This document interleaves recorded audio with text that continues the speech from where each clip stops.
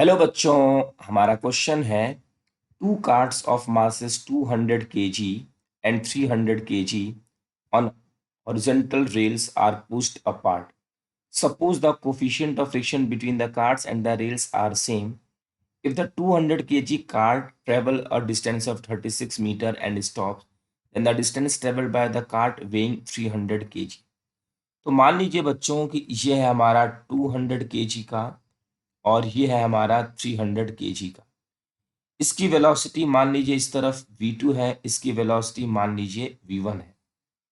अब यहाँ से हमसे ये पूछा गया है अब हमसे यहाँ से ये पूछा गया है कि अगर ए वाला मीन्स ये कितना मीटर चला है, 36 मीटर चल रहा है, तो ये वाला कितनी देर जाके मीन्स कितनी डिस्टेंस जाके ये रुक जाएगा, हमसे ये डिस्टेंस पूछा गया है। तो चलिए बच्चों इसको क्वेश्चन को सॉल्व किया जाए। तो सबसे पहले हम लोग यूज करते हैं कंजर्वेशन ऑफ मोमेंटम। तो according to conservation of momentum, conservation of momentum,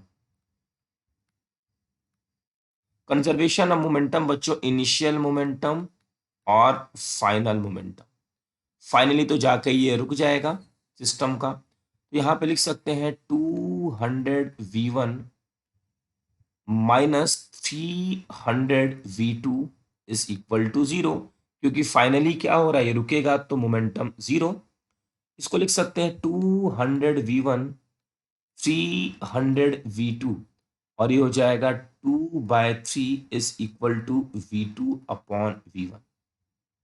ठीक है बच्चों, चलिए अब ये हमारा है। अब हम एक छोटा सा कंसेप्ट और लगा सकते हैं, work done is equal to change in kinetic energy.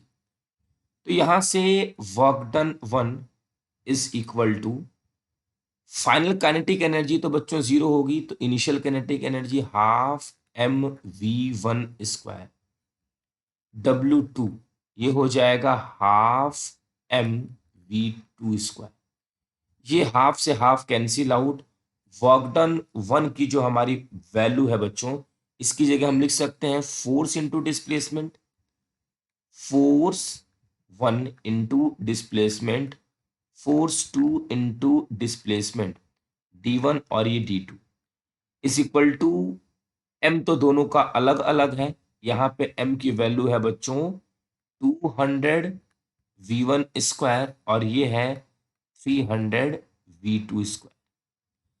अब यहाँ पे फोर्स कौन सा लगने वाला है, फ्रिक्शनल फोर्स। तो फ्रिक्शनल फोर्स का formula mu M G, distance इसने कवर किया है 36, यहाँ पे होगा म्यू एम जी और इसने डिस्टेंस कवर किया है x is equal to 2/3 v1 square upon v2 square, ऐसा लिखा जा सकता है बच्चों। अब यहां से हम म्यू से म्यू कैंसिल आउट, हमारा ये जी से जी कैंसिल आउट।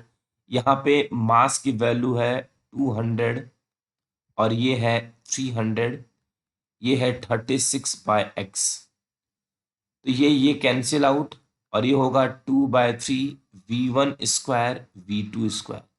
यहाँ से ये कैंसिल आउट बच्चों, तो हमारे पास है 36/x is equal to v1 square by v2 square.